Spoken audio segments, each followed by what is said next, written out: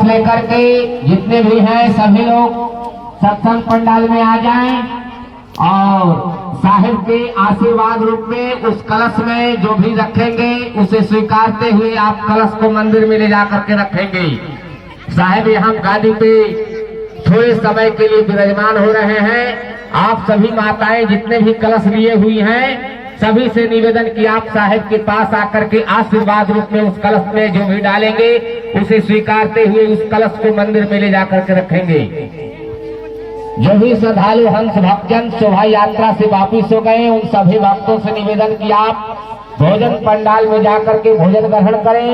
महंत साहिबान के जितने भी दीवान साहिब हैं सभी दीवान साहिबों से निवेदन कि आप सात्विक 16 चौका आरती की रचना की तैयारी करेंगे।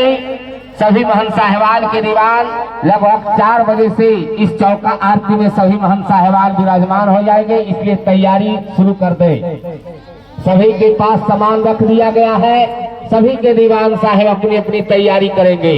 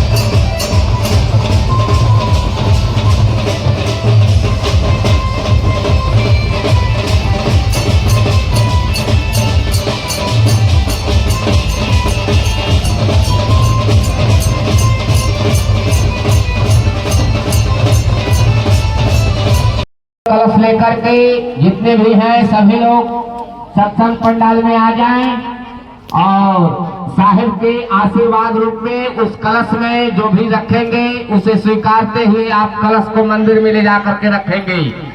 साहिब यहाँ गादी पे थोड़े समय के लिए विराजमान हो रहे हैं।